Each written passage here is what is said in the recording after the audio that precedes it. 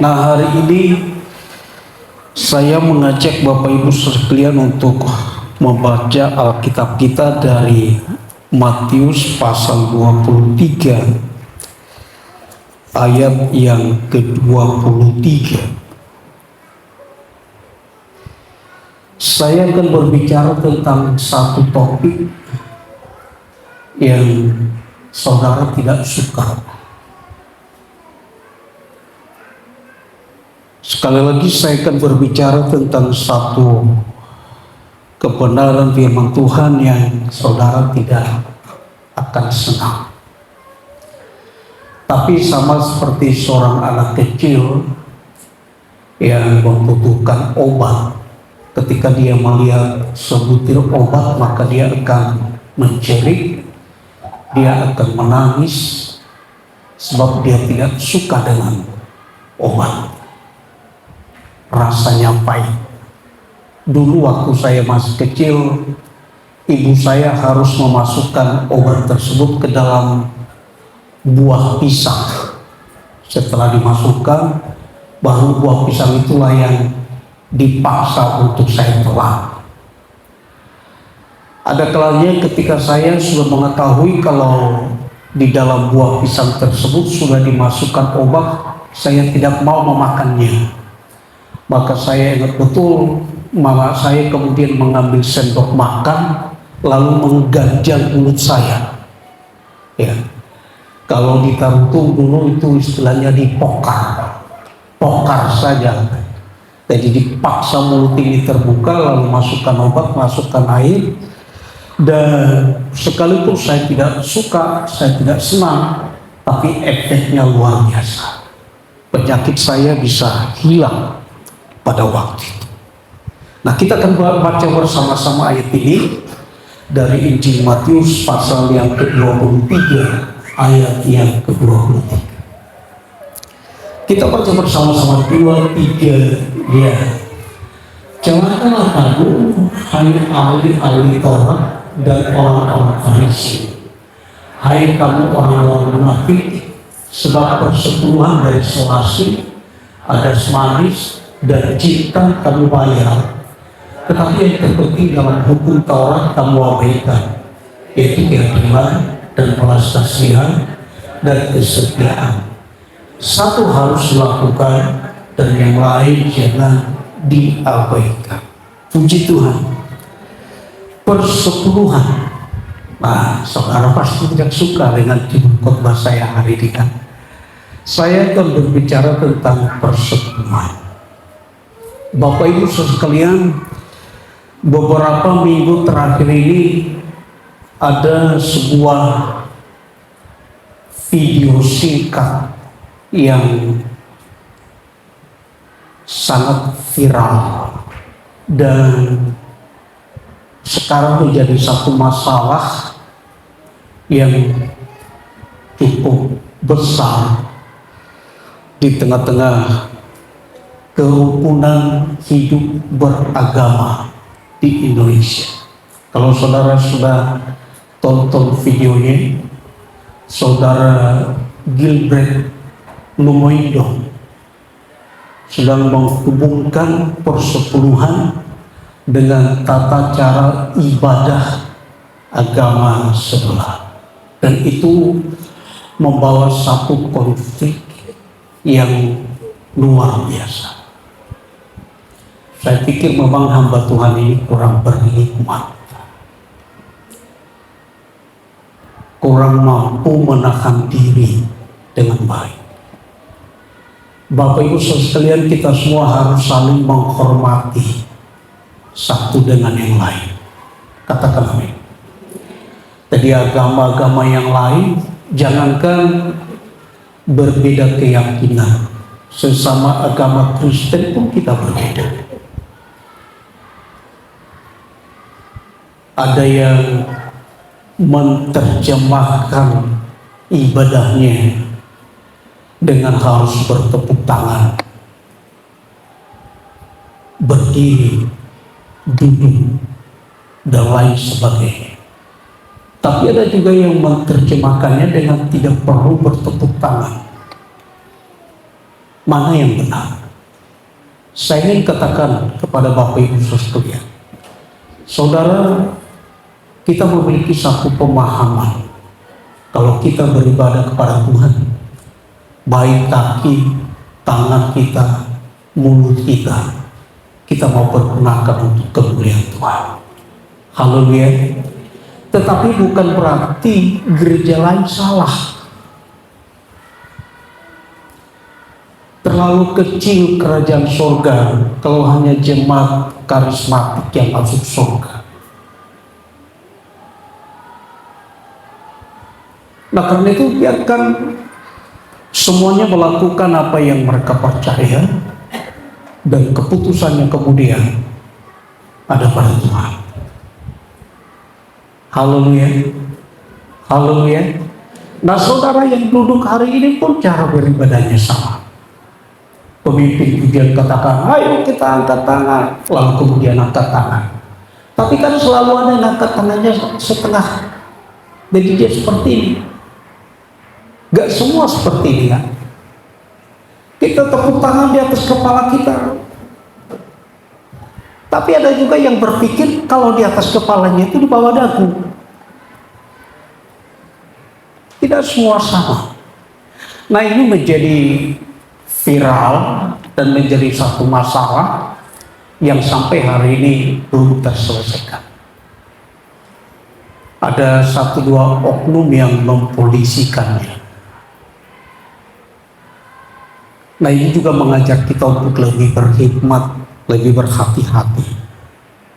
Haleluya. Karena kadang tanpa saya sadar pun saudara sedang videokan saya, lalu nanti saudara buat di TikTok tanpa sepengetahuan saya. Nah, perkembangan teknologi ini akan mengajak kita untuk lebih berhikmat, lebih berhati-hati, lebih bijaksana. Haleluya.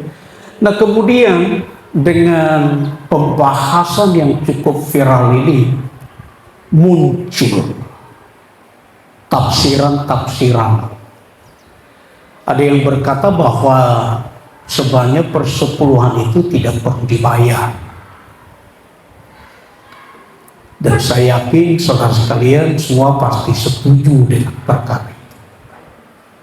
Bahkan ada yang berkata setiap orang yang masih membayar persepuluhan itu dia berdosa karena dia menyangkal apa yang sudah diperbuat oleh Tuhan Yesus. Dan orang berkata bahwa persepuluhan itu adalah hukum Taurat, di mana kita sekarang telah hidup dalam anugerah Allah, kita hidup dalam kasih karunia Allah. Tetapi sekali lagi, apa kata Alkitab tentang kebenaran firman Tuhan ini? Karena pemahaman kita orang percaya bahwa memberikan persepuluhan adalah satu kebenaran yang mutlak harus dikerjakan. Haleluya. Apakah Yesus memberikan persepuluhan? Bapak Ibu saudara sekalian, kita akan mulai dari sini. Apakah Yesus memberikan persepuluhan? Saya beritahu seperti ini Bapak Ibu. Dalam perjalanan pelayanan Tuhan Yesus, orang-orang Farisi, ahli-ahli Taurat, dan imam-imam menyorot, bahkan mencari-cari kalau sewaktu-waktu Yesus akan melakukan dan memberikan pengajaran yang salah.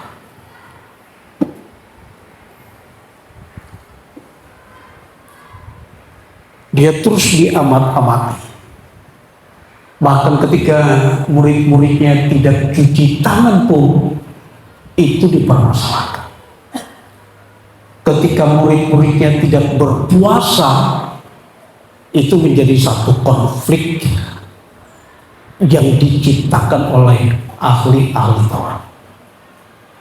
Tetapi dalam perjalanan pelayanan Tuhan Yesus, tidak pernah ada satu permasalahan yang timbul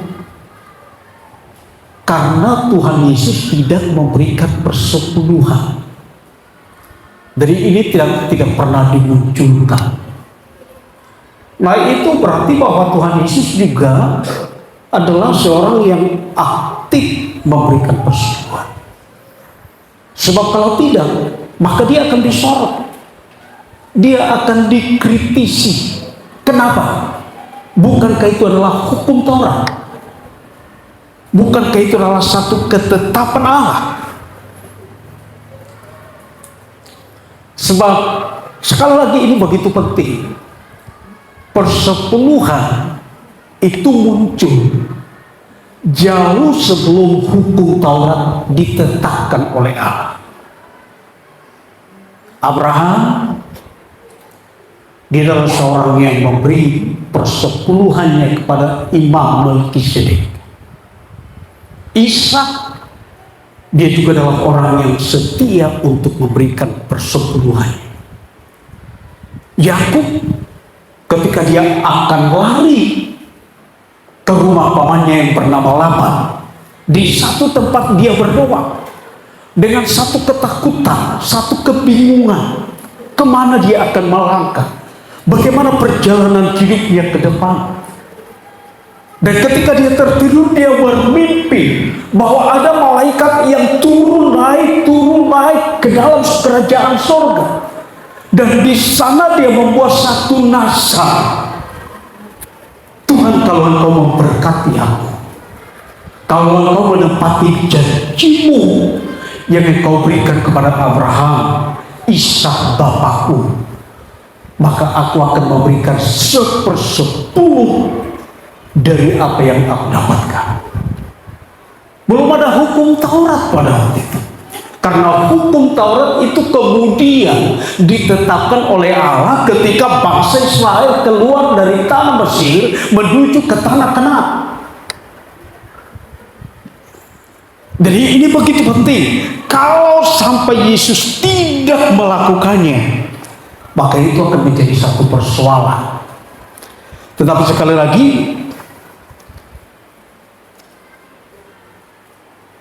orang-orang Farisi tidak pernah menyorot tentang perkara itu. Di sini kita dapat melihat bahwa Yesus adalah seorang pemberi persepuluhan. Haleluya. Coba kita lihat dalam Lukas pasal 20 ayat yang ke-22.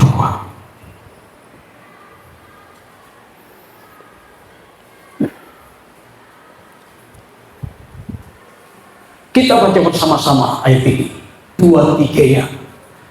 Apakah kami diperbolehkan membayar pajak kepada kaisar atau tidak? Nah, ini pertanyaan ini adalah satu pertanyaan yang diberikan oleh ahli-ahli Taurat, imam-imam orang-orang Farisi, untuk menjebak, untuk mencari kesalahan akan apa yang akan dilakukan oleh Tuhan Yesus. Kalau Yesus katakan boleh, maka dia akan dicap sebagai orang yang bersahabat dengan kaisar. Dia akan dituduh sebagai seorang yang bersahabat dengan orang kafir.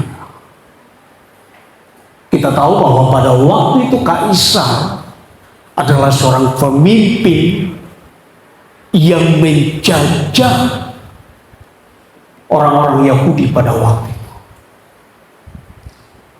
Ketika orang-orang Israel sedang mengharapkan kedatangan Mesias, sedang mengharapkan kedatangan Yesus yang dijanjikan itu, orang Israel sedang menanti seorang raja yang sanggup menaklukkan kaisar, yang sanggup membebaskan mereka dari perbudakan dan penjajahan pada waktu itu. Nah, kalau sampai Yesus berkata boleh, maka Yesus akan dianggap sebagai orang yang berpihak kepada Kaisar.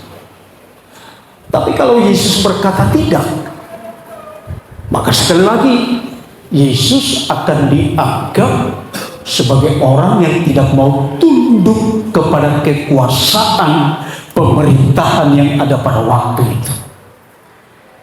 Yesus akan dianggap sebagai seorang pemberontak.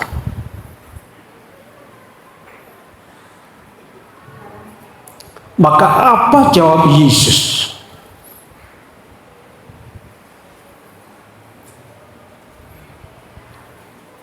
Untuk dia bisa keluar dari persoalan ini. Kita perhatikan di ayat yang ke-24 dari Lukas pasal yang ke-20 hingga ayat yang ke-25.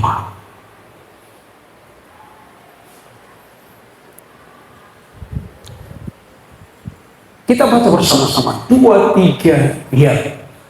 Tunjukkanlah kepadaku suatu dinar, gambar dan tulisan siapakah ada padanya? Jawab mereka, gambar dan tulisan Kaisar. Ayat yang ke-25. Lalu kata Yesus kepada mereka, kalau begitu berikanlah kepada Kaisar apa yang wajib kamu berikan kepada Kaisar, dan kepada Allah apa yang wajib kamu berikan kepada Allah. Nah, lewat pertanyaan yang disampaikan oleh ahli-ahli Taurat, orang-orang Farisi, imam-imam yang ingin menjebak dan menjatuhkannya, maka Yesus menjawabnya dengan sangat bijak. Dia berkata seperti ini di ayat yang ke-25 tadi. Lalu kata Yesus kepada mereka, kalau begitu berikanlah kepada Kaisar apa yang wajib kamu berikan kepada Kaisar. Katakan amin. Di satu sisi Yesus ingin menunjukkan satu sikap. Siapapun yang menjadi penguasa, siapapun yang menjadi pemerintah, engkau patut tunduk dan hormat kepadanya. Jadi Yesus adalah seorang yang bersimpatik kepada pemerintah. Katakan amin. Katakan amin. Coba lihat ayat ini, Roma pasal 13 ayat yang pertama.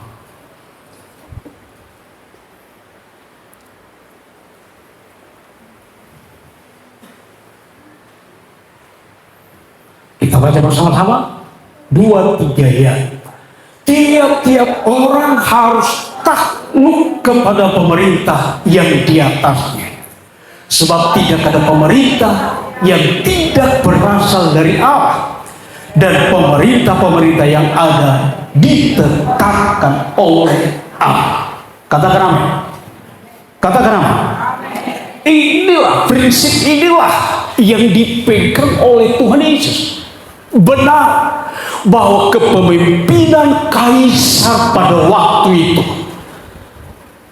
itu telah menciptakan satu situasi yang sulit kepada orang-orang Israel.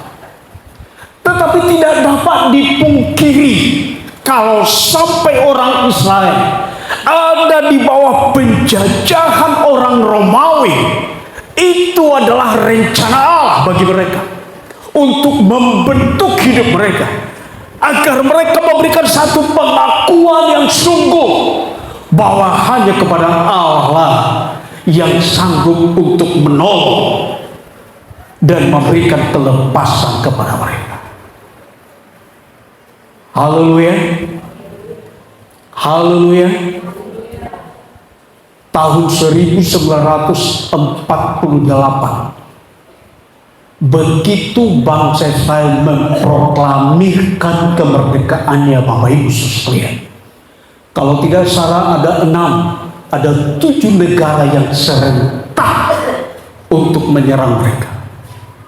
Tetapi Bapak Ibu Saudara tahu, hanya dalam 6 hari bangsa Israel bisa menaklukkan semua negara-negara yang berperang kepada mereka. Haleluya. Tetapi lihat sekarang, hanya dengan tentara Hamas mereka belum bisa selesaikan sampai sekarang, sudah berbulan-bulan. Itu saudara tahu apa? Ketika bangsa Israel baru memproklamirkan kemerdekaannya, mereka belum memiliki satu persiapan yang kuat. Mereka belum memiliki satu kesempatan untuk membangun peralatan perang mereka. Tetapi ketika negara itu diserang, hanya dalam 6 hari bisa menang. Kenapa? Karena Allah lah yang telah menolong mereka. Haleluya. Lalu kenapa dengan tentara Hamas mereka tidak bisa taklukkan dalam 6 hari? Bapak Ibu Saudara sekalian, segala sesuatu yang bisa terjadi itu ada di bawah kekuasaan Allah. Haleluya.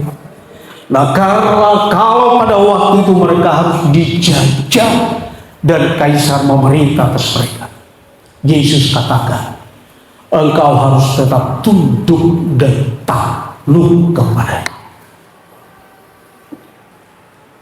Haleluya. Besok Mahkamah Konstitusi akan mengumumkan hasil akhir dari perselisihan Pilpres. Ada banyak orang yang berpikir batalkan saja itu Prabowo. Tetapi pendukungnya berkata tidak bisa, harus tetap maju. Saya ingin katakan, apapun keputusan MK besok, siapapun yang akan memerintah, engkau harus tetap tunduk dan takluk kepadanya. Haleluya. Sebagai apa? Sebagai satu sikap yang telah digariskan oleh kebenaran firman Allah, bahwa kita harus tunduk dan hormat kepada pemerintah. Saya hanya berkata, kita hanya bisa berdoa agar semuanya bisa baik-baik saja. Haleluya. Lalu yang kedua, apa kata Yesus tadi di ayat yang ke-25?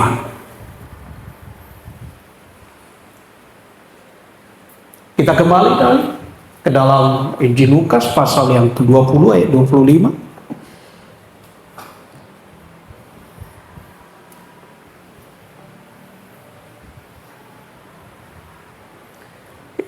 Ya. Lalu kata Yesus kepada mereka, kalau begitu berikanlah kepada kaisar apa yang wajib kamu berikan kepada kaisar. Katakan amin. Dan kepada Allah apa Bapak Ibu? Apa yang wajib kamu berikan kepada Allah? Apa yang wajib kamu berikan kepada Allah? Persepuluhan. Kenapa persepuluhan itu wajib untuk diberikan kepada Allah? Karena persepuluhan itu adalah miliknya Allah. Jadi jangan saudara suka tahan-tahan apa yang menjadi miliknya Tuhan. Haleluya. Imamat pasal 27 ayat yang ketiga.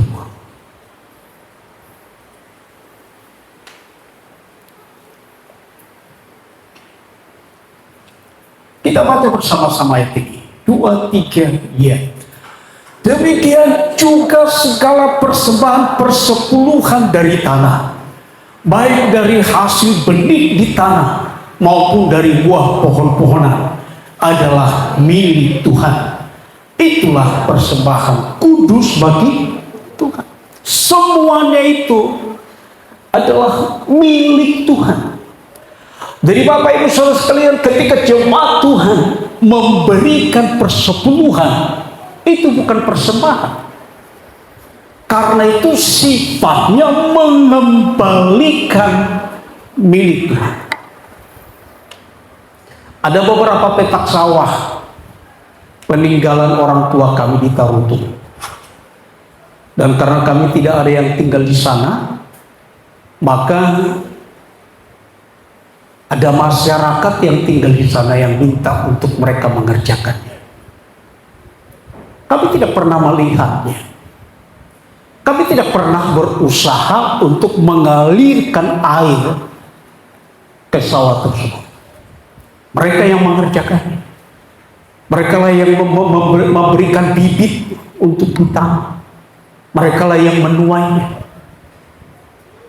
Tetapi dengar, sesuai dengan perjanjian, mereka harus memberikan apa yang menjadi milik kami. Sekalipun mereka lah yang berusaha di sana, yang melakukan segala sesuatu. Kenapa? Karena sawah itu adalah milik kami. Mereka lah yang telah mengerjakan. Haleluya. Haleluya. Bukankah kehidupan saudara adalah miliknya Tuhan? Bukankah usaha saudara adalah miliknya Tuhan? Kalau saudara menjadikan usaha dan pekerjaanmu menjadi miliknya Tuhan, maka Dia akan bertanggung jawab penuh dengan hal itu. Suatu saat ada yang ingin pindahkan patok sawah kami di Tarutung. Kebetulan sawah di sebelahnya itu mau dibeli kepala desa. Lalu mereka ingin pindahkan. Ini ada beberapa bulan ini persoalannya. Sampai akhirnya saya pergi ke sana. Kalau sudah urusan seperti ini, bukannya urusan yang mengerjakannya, itu menjadi urusan pemiliknya, Bapak Ibu. Dan ketika saya ke sana, dia minta surat tanah saya. Saya bilang, saya tidak bermasalah. Kalau saudara pindahkan patok saudara 1 jengkal saja, maka saya ingin melihat surat tanah saudara. Nanti kalau ukurannya sesuai dengan surat tanah saudara, berarti ini akan saya bawa ke pertanahan. Di mana letak kesalahan? Mendengar jawaban saya ini, mereka langsung bilang, ya sudahlah, ini patok yang lama ya, inilah, selesai masalahnya. Nah, kalau sudah berurusan dengan keamanan kepemilikan itu, maka pemiliknya berkata, haleluya. Kalau saudara menjadikan segala usaha dan pekerjaan saudara itu menjadi milik Allah, maka Allah yang akan bertanggung jawab seperti itu. Katakan amin. Tetapi memang sebagai pemilik, Allah telah memberikan satu ketentuan. 1/10 dari penghasilan yang engkau dapat itu menjadi bagian Allah. Yesus katakan, berikanlah kepada kaisar apa yang patut untuk kamu berikan kepada kaisar, dan berikanlah kepada Allah apa yang harus. Kata harus itu tidak bisa tidak. Karena apa? Karena itu adalah miliknya Allah. Haleluya. Satu waktu, kalau orang yang mengerjakan sawah kami tidak memberikan bagian kami, maka akan mudah saja kami menariknya dan mempercayakannya kepada orang lain.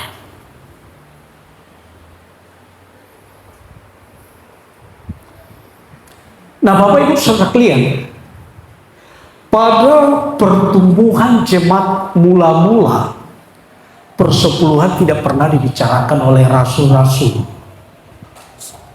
Sehingga kalau saudara melihat dalam kehidupan perjalanan jemaat mula-mula, maka rasul-rasul tidak memberikan pengajaran tentang persepuluhan. Kenapa?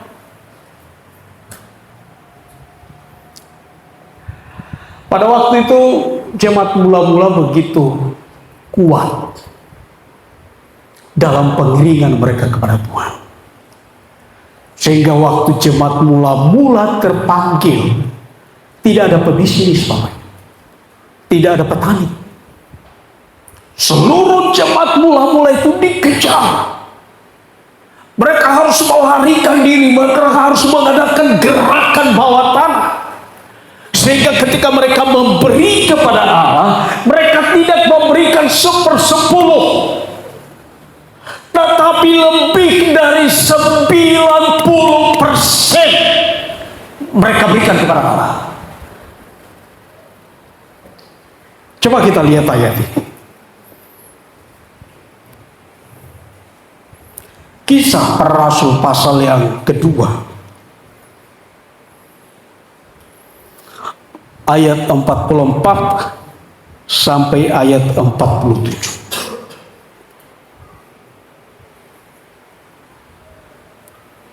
Kita baca bersama-sama, 2-3 ya.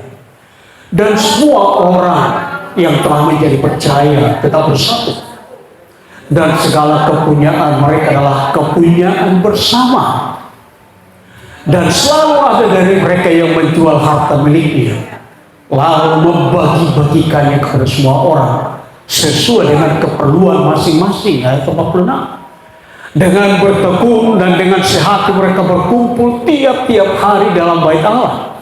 Mereka memecahkan roti di rumah masing-masing secara bergilir dan makan bersama-sama dengan gembira dan dengan tulus hati. Ayat 47. Sambil memuji Allah, dan mereka disukai semua orang, dan tiap-tiap hari Tuhan menambah jumlah mereka dengan orang-orang yang diselamatkan. Puji Tuhan. Apa yang mereka lakukan? Sawah mereka tidak diolah, Bapak. Karena kenapa? Persoalan pada waktu itu begitu sangat memprihatinkan. Jadi tidak ada pebisnis pada waktu itu. Lalu apa yang mereka kerjakan? Menjual tanah mereka, menjual harta milik mereka, dan semuanya diserahkan kepada Tuhan. Jadi bukan hanya 1/10, tapi apa yang mereka miliki, mereka serahkan kepada Tuhan. Haleluya. Itulah sebabnya dalam zaman rasul-rasul mengenai persepuluhan itu tidak diangkat ke permukaan. Mereka memberikan segala sesuatunya. Haleluya. Mereka menjadi orang-orang yang militan, beribadah tiap hari, saling berbagi. Nah saudara, kalau ibadah rayung sekali seminggu aja, mereka sudah mulai mengeluh. Holanda ibadah. Kalau jemaat mula-mula itu tiap hari mereka beribadah kepada Tuhan. Coba Kisah Para Rasul pasal yang ke-8 ayat yang ke-4. Apa yang mereka lakukan? Setelah mereka beribadah, setelah mereka berkumpul, setelah mereka memuji Tuhan, apa yang mereka lakukan? Kita baca bersama-sama 2-3 ya. Mereka yang tersebar itu menjelajah seluruh negeri itu sambil memberitakan apa? Sambil memberitahukan bahwa di dalam nama Yesus ada keselamatan, bahwa di dalam nama Yesus kita mendapatkan kekuatan, bahwa di dalam nama Yesus kita mendapatkan sukacita, bahwa di dalam nama Yesus kita mendapatkan kegirangan, bahwa harta terbaik dalam hidup ini adalah Yesus. Itu berita-berita yang mereka sampaikan. Sangat berbeda dengan berita-berita yang sedang dipersoalkan oleh jemaat-jemaat hari-hari ini. Apa yang dipersoalkan? Kumis pendeta itu sudah terlalu panjang. Apa yang mereka persoalkan? Rambutnya itu sudah perlu dicat. Apa yang mereka persoalkan? Masalah-masalah pribadi yang sedang menggerogoti kehidupan. Tapi jemaat mula-mula tidak. Mereka terus bergerak sambil memberitakan berita Injil. Haleluya.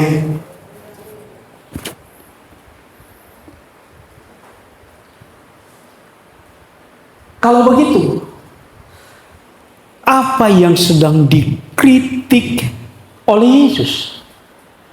Ketika dia berkata, coba kita kembali kepada ayat mas kita.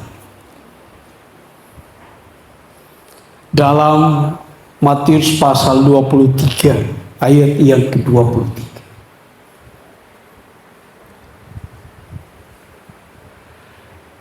Celakalah kamu, hai ahli-ahli Taurat dan orang-orang Farisi. Hai kamu orang-orang munafik, sebab persepuluhan dari selasih, ada semanis dan cinta kamu bayar.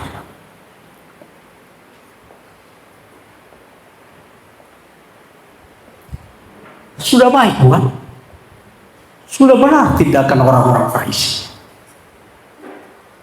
Bahwa dalam pengiringan mereka kepada Tuhan, benarlah mereka orang-orang yang mentaati hukum Taurat.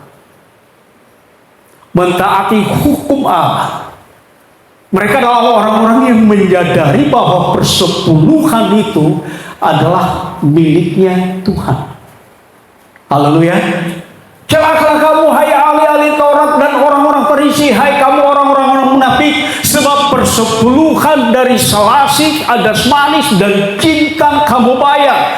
Tetapi yang terpenting dalam hukum Taurat kamu abaikan, yaitu keadilan dan belas kasihan dan kesetiaan. Yang satu harus dilakukan, katakan amin. Membayar persepuluhan harus dilakukan. Tetapi yang lain pun jangan diabaikan. Itu maksudnya Tuhan Yesus. Kenapa? Karena orang-orang Farisi tumbuh dan berkembang menjadi orang-orang yang munafik, orang-orang yang mementingkan diri mereka sendiri. Mereka tidak bersikap adil, mereka tidak memiliki belas kasihan kepada orang lain, mereka tidak memiliki kesetiaan. Benar, kalau mereka telah mengembalikan milik Tuhan, mereka telah membayar persepuluhan, tetapi mereka sesungguhnya adalah orang-orang yang tidak memiliki kesetiaan.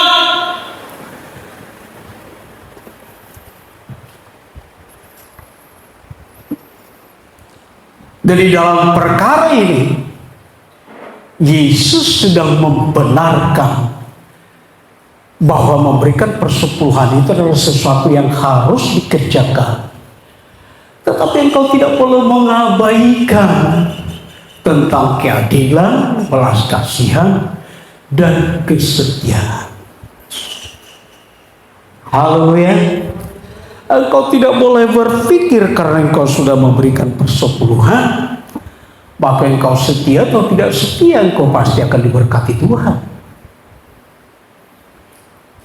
Yang satu harus dikerjakan, yang lain tidak boleh diabaikan. Haleluya.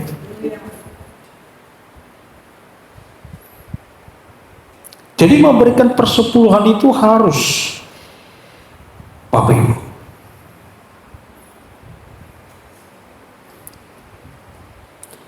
Matius pasal 23 ayat yang kelima.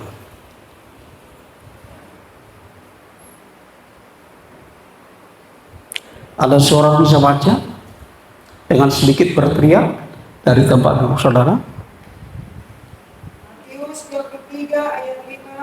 Ayat 20, ya ayat 5. Semua pekerjaan yang mereka lakukan hanya dimaksud supaya dilihat orang. Mereka memakai tali sembahyang yang lebar dan jubah yang panjang. Bukan karena mengasihi Tuhan, bukan karena mengasihi pekerjaan pelayanan Tuhan. Orang-orang Farisi melakukannya hanya biar dilihat orang. Ini yang dikritik oleh Tuhan Yesus. Makanya Yesus berkata, celakalah kamu. Engkau hanya melakukannya untuk memamerkan kerohanianmu. Coba kita lihat satu ayat lagi. Lukas pasal 18 ayat 9.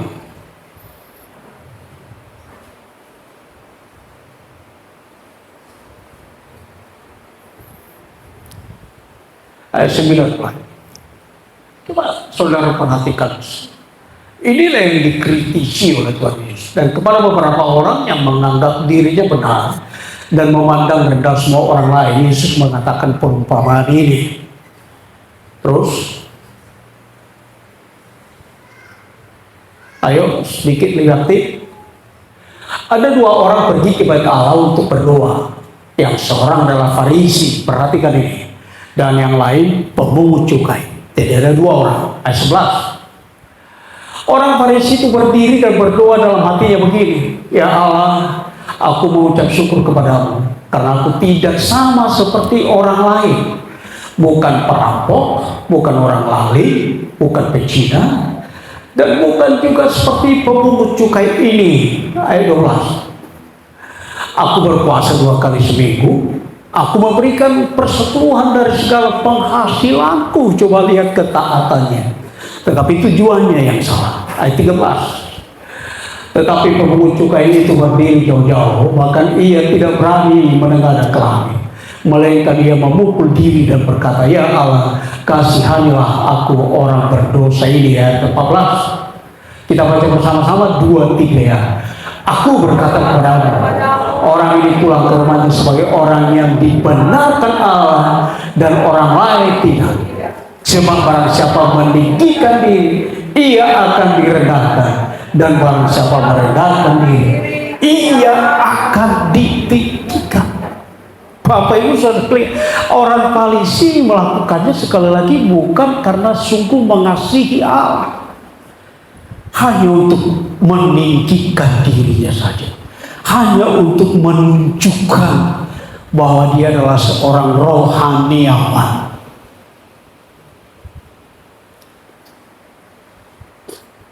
Itu yang dikritisi oleh Tuhan Yesus tentang memberikan persepuluhan. Kata Yesus, itu adalah sesuatu yang harus engkau kerjakan. Katakan amin. Persepuluhan itu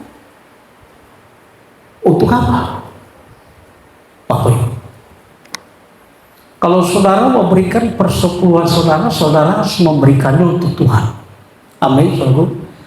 Haleluya. Tapi kemudian persepuluhan itu untuk apa? Coba kita lihat ayat ini. 1 Korintus 9 ayat 14.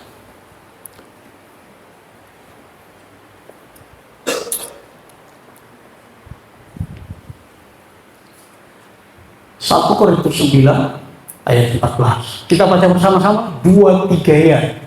Demikian pula Tuhan telah menetapkan bahwa mereka yang memberitakan Injil harus hidup dari pemberitaan Injil itu.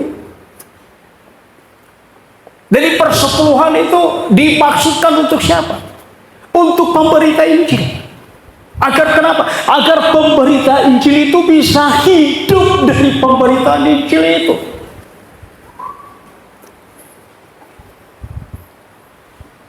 Kalau saudara tahan upah saya, saudara sedang berkata seperti ini, Pak Pendeta sambil berladang lah, biar makan.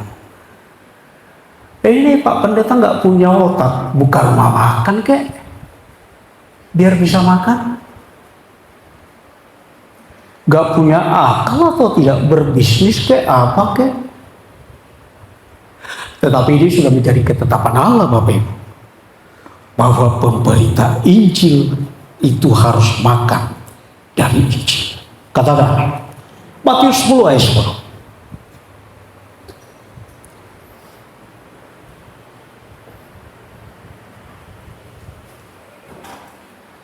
Kita baca bersama-sama 2-3 ya. Janganlah kamu membawa bekal dalam perjalanan. Janganlah kamu membawa baju 2 helai, kasut atau tongkat. Sebab seorang pekerja patut mendapat upahnya. Setiap pekerja itu Bapak Ibu saudara sekalian patut mendapat upah. Nah, saudara tahan upah orang lain. Saudara punya perusahaan, dia bekerja, saudara tahan upahnya. Kira-kira menurut saudara apa yang terjadi? Itu akan menimbulkan satu persoalan. Setidaknya kenapa orang tersebut bekerja? Dia layak mendapatkan upah. Haleluya. Haleluya. Nah, karena itu Bapak Ibu saudara sekalian coba beranikanlah. Saudara sudah dewasa.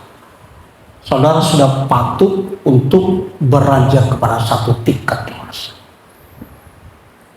Jadi tujuan bukan hanya untuk pekerja-pekerja dalam ladang Tuhan itu mendapatkan berkat, tetapi biar pekerjaan saudara pun semakin diberkati oleh Tuhan. Haleluya. Kemarin saya pergi ke Kandis, Bapak Ibu. Kandis ini adalah satu desa, bukan kota. Desa. Mereka membangun rumah ibadah 13 kali 30 pakai balkon dengan biaya berkisar 1,5 miliar. Pendetanya bilang mereka nggak pergi berproposal kemana-mana, cukup jemaatnya yang membangun, cukup jemaatnya yang memberi. Lalu saya katakan apa rahasianya? Mulai dari anak-anak saya sudah mengajak jemaat untuk memberikan persepuluhan. Mereka potong dari jajannya. Dan seluruh jemaat semakin diberkati oleh Tuhan.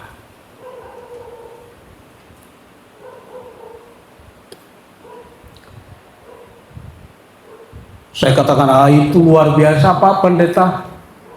Biasanya jemaat memberikan persepuluhan minggu pertama.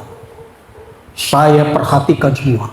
Kalau ada yang tidak masuk, saya telepon. Ibu, persepuluhannya kok nggak masuk hari ini?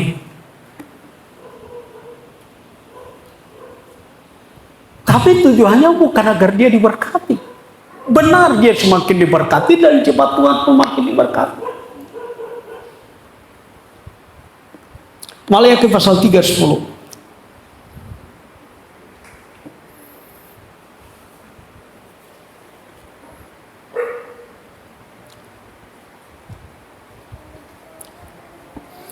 Kita baca bersama-sama ini.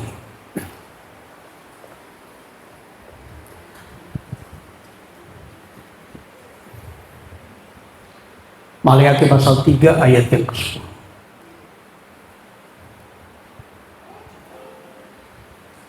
Dua tiga ya.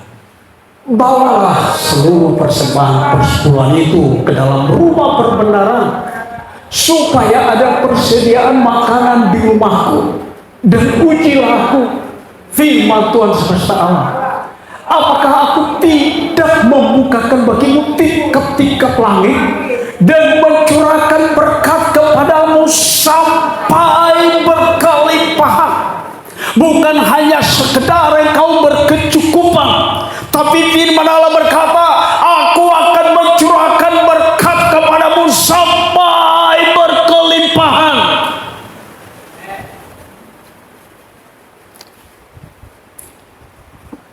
Sayangnya saudara tidak punya gairah untuk janji Tuhan ini.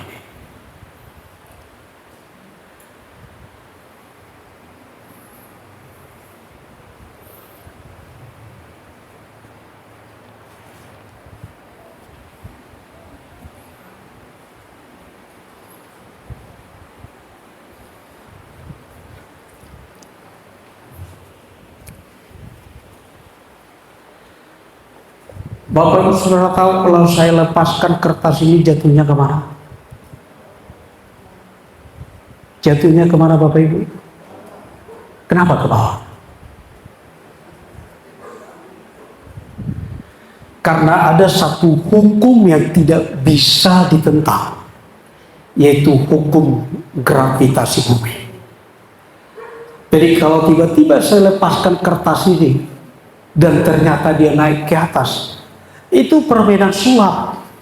Saudara tidak melihat ada benang yang sudah diikat di sini, yang begitu dilepaskan dari sebelah sana dia ditarik, dia naik ke atas. Tapi hukumnya, kalau saya lepaskan kertas ini, maka dia akan jatuh ke bawah. Tidak ada hukum yang lain yang bisa menentangnya. Amin, saudara. Begitu juga dengan hukum Allah. Tidak ada hukum yang lain untuk bisa menentangnya.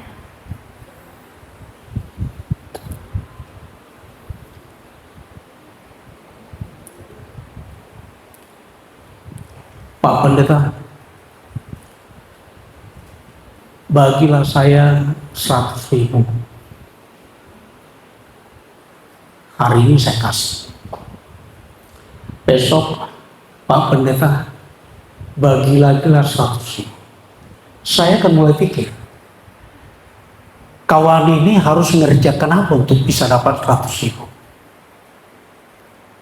Sebab kalau saya kasih, besok datang saya kasih, besok datang saya kasih, saya telah membentuk dia menjadi orang yang tidak baik.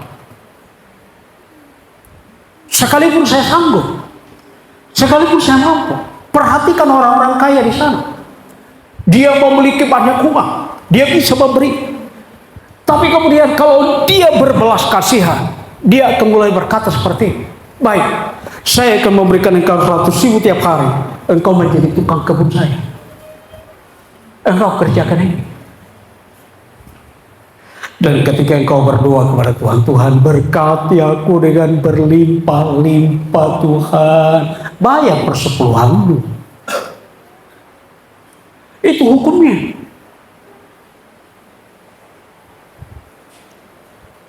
Sekali lagi, memberikan persepuluhan itu bukan persembahan.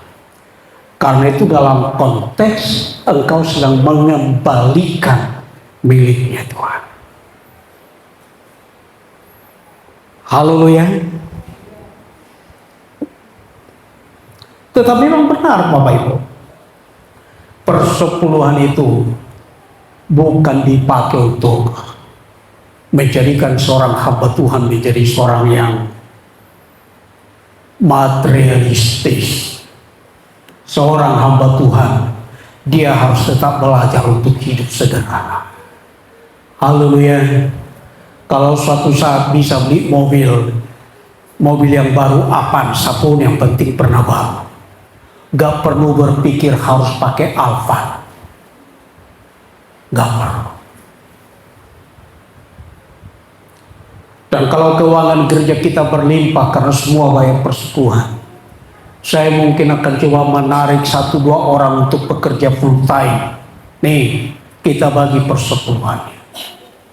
Sehingga pekerjaan pelayanan Tuhan semakin bertambah maju. Dan saudara pun semakin diberkati oleh Tuhan.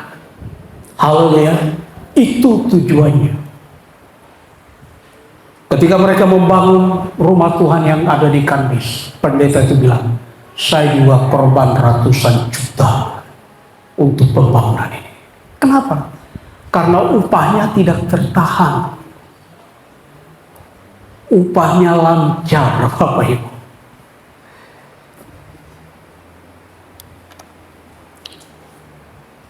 Karena itu memberikan persepuluhan itu bukan hanya dalam Alkitab Perjanjian Lama. Yesus juga membenarkan perkara itu. Haleluya. Celakalah kamu hai ahli Taurat dan orang-orang Farisi, kamu orang-orang munafik, sebab persepuluhan dari selasi, adas manis dan cinta kamu bayar, tetapi yang terpenting dalam hukum Taurat kamu abaikan. Ini yang menjadi persoalan. Engkau tidak bersikap adil. Engkau melihat orang lain yang perlu ditolong, tetapi engkau tidak menolongnya. Tidak ada belas kasihan di dalam hati. Engkau tidak memiliki kesetiaan. Yang satu harus dilakukan, anakku, memberikan persepuluhan itu harus dilakukan. tetapi yang lain juga tidak bisa diabaikan. Haleluya. Saudara menjadi orang yang bersemangat memuji Tuhan, itu sudah betul. Tetapi yang lain juga nggak bisa saudara abaikan. Saudara tidak bisa anggap remeh dengan perkara itu.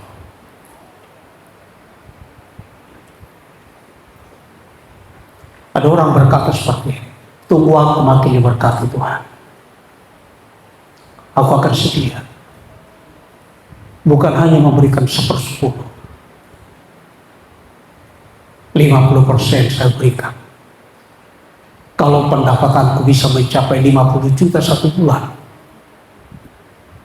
50% kan baru 25 juta.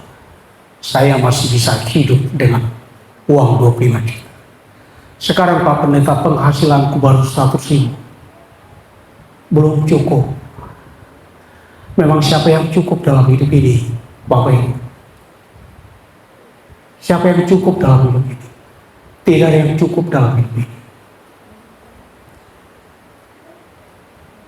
Saudara punya sebidang tanah hari ini, besok saudara berpikir untuk memiliki sebidang tanah yang lain.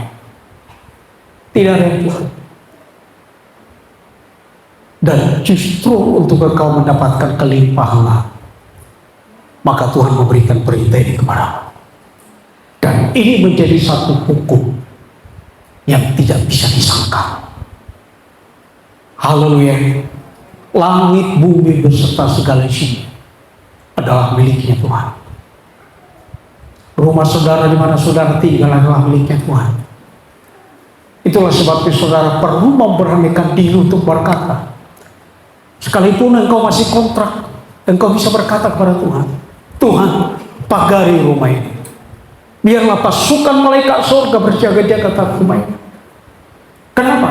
Karena yang sesungguhnya rumah di mana engkau tinggal itu adalah miliknya Tuhan. Itu sedang dipercayakan untuk orang-orang tertentu. Dan bila Tuhan mempercayakan satu perkara untuk engkau, belajar untuk setia kepada Tuhan. Belajar untuk menghormati Tuhan. Haleluya. Haleluya. Semuanya berikan tepuk tangan bagi Tuhan kita Yesus Kristus. Saya berikan Tuhan musik untuk bagi kita. Sekali lagi tidak ada yang cukup dalam hidup. Tetapi kita harus belajar untuk melakukan sesuatu kepada Tuhan. Bukan hanya sebuah ketaatan kepada hukum Allah, tetapi menjadi bukti kalau engkau sungguh mengasihi Allah. Bukti kalau engkau sungguh mengasihi pekerjaan pelayanan Tuhan. Bukti kalau engkau sungguh mengasihi gembalamu, Bapak Ibu saudara sekalian. Engkau harus belajar melakukan kebenaran firman Tuhan.